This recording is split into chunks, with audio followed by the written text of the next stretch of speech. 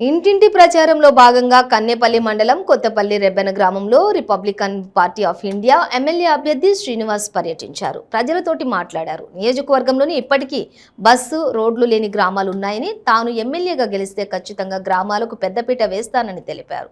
అనంతరం రెబ్బెన గ్రామంలోని యువత ఏర్పాటు చేసిన క్రికెట్ టోర్నమెంట్లో పాల్గొన్నారు. ఈ సందర్భంగా ఆయన మాట్లాడుతూ, గ్రామీణ ప్రాంతాల యువత క్రీడల్లో మంచి ప్రతిభ కలిగి ఉంటారు, కానీ వారికి సరైన వేదిక లేక, వారికి ప్రోత్సాహం లేక గల్లీకి పరిమితం అవుతూ ఉన్నారని, తనను ఎమ్మెల్యేగా గెలిపిస్తే ఖచ్చితంగా యువతకు క్రీడల్లో ప్రోత్సాహం అందిస్తానని అన్నారు. యువకుల తరపు నుంచి పోటీ చేస్తా ఉన్నాం.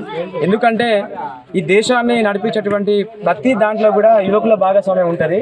ఈరోజు యువకులు అనేటువంటి రాజకీయాలకు రాకుండా కేవలం మనల్ని ఓటు బ్యాంకుగానే వాడుకుంటా ఉన్నారు. ఒకవైపు నిరుద్యోగము, మరొక వైపు మన రాష్ట్రంలో ఉన్నటువంటి అన్ని సంక్షేమ పథకాలు కూడా కేవలం ఉన్నత వర్గాలకు మాత్రమే చెందుతా ఉన్నాయి. కాబట్టి అవన్నీ దృష్టిలో పెట్టుకొని ఒక ప్రత్యేక మేనిఫెస్టో క్రియేట్ చేసుకొని గ్రామీణ ప్రాంతాల్లో ఉన్నటువంటి యువకులకు కావచ్చు క్రీడల్లో రాణించడం కోసం చాలామంది, ఇప్పుడు మీరు అందరూ క్రికెట్ ఆడుతున్నారు, మీకు అందరికీ చాలా మంది ఇష్టం, కానీ దీనిపైన ప్రభుత్వం దృష్టి సారించట్లేదు.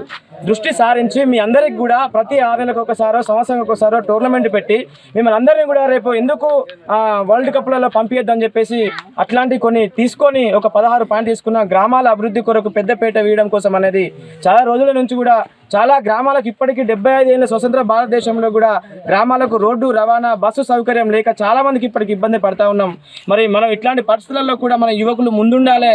ప్రతి దానికి ఒక పని చేయాలంటే యువకులనే తీసుకుపోతారు. కానీ ఈరోజు మన రాజకీయాలకు ఎందుకు వాళ్ళకు అవకాశం ఇవ్వట్లేదు? డబ్బులు ఉన్న వాళ్ళకి మాత్రమే అవకాశం ఇస్తున్నారు. కాబట్టి ఇట్లాంటి కొన్ని తీసుకొని మండలానికి జూనియర్ కళాశాల ఏర్పాటు చేస్తున్న ప్రభుత్వం ఇప్పటికి చేయలేదు. విద్యా వైద్యం పైన మరి గవర్నమెంట్ ఫెయిల్ అయితే ఉన్నది. కాబట్టి ఇవన్నిటిని ఏర్పాటు చేసుకొని మరి నేను ఎమ్మెల్యేగా బెల్లంపల్లి నియోజకవర్గం నుంచి పోటీ చేస్తా ఉన్నా.